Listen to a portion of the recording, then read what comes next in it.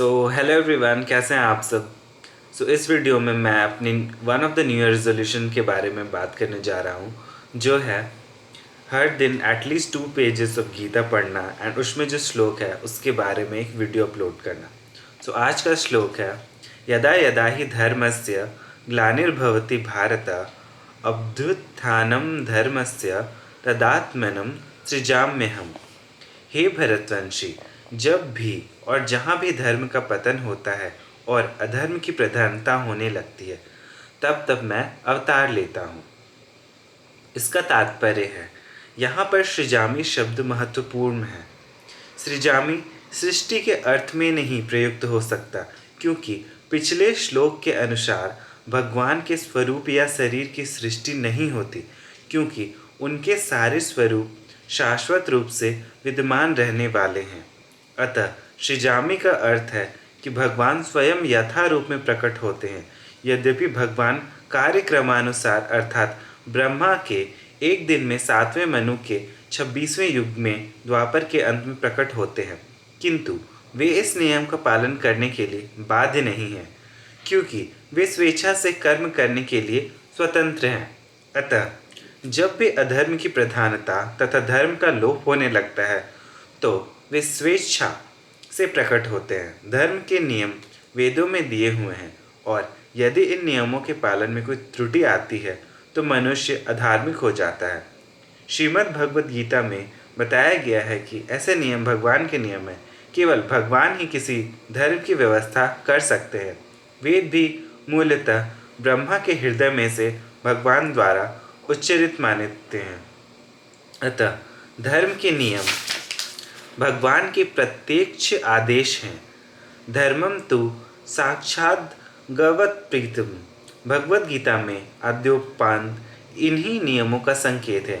वेदों का उद्देश्य परमेश्वर के आदेशानुसार ऐसे नियमों की स्थापना करना है, और गीता के अंत में भगवान स्वयं आदेश देते हैं कि सर्वोच्च धर्म उनकी ही शरण ग्रहण करना है।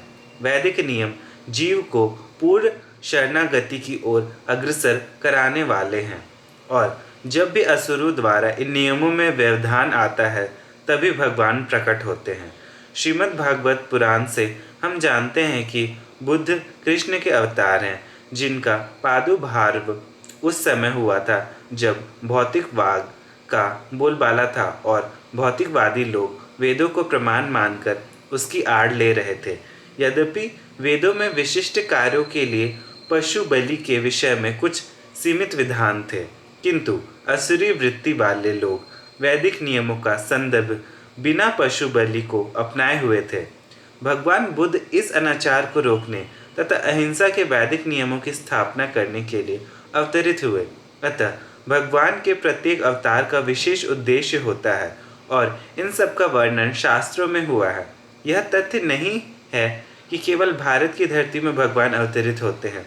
वे कहीं भी और किसी भी काल में इच्छा होने पर प्रकट हो सकते हैं।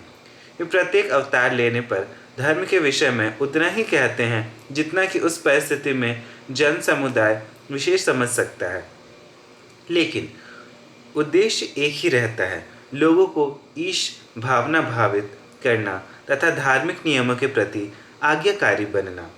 कभी वे स्वयं प्रकट होते हैं, तो कभी अपने प्रामाणिक गतिविधियों को अपने पुत्र या दास के रूप में भेजते हैं, या वेश बदलकर स्वयं प्रकट होते हैं। भगवद गीता के सिद्धांत अर्जुन से कहे गए थे, अतः वे किसी भी महापुरुष के प्रति हो सकते थे, क्योंकि अर्जुन संसार के अन्य भोगों के सामान्य पुरुषों की अपेक्षा अधिक जागरूक था। 2 और 2 मिलाकर 4 होते हैं। यह गणितीय नियम प्राथमिक कक्षा के विद्यार्थियों के लिए उतना ही सत्य है जितना कि उच्च कक्षा के विद्यार्थी के लिए। तो भी गणित उच्च स्तर तथा निम्न स्तर का होता है। अतः भगवान प्रत्येक अवतार में एक जैसे सिद्धांतों की शिक्षा देते हैं, जो परिस्थितियों के अनुसार उच्च या निम्न प्रतीत होता है।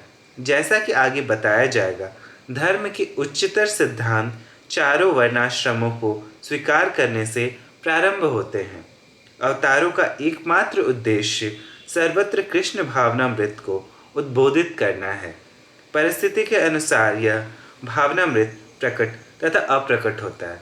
तो ये था आज का श्लोक। धन्यवाद।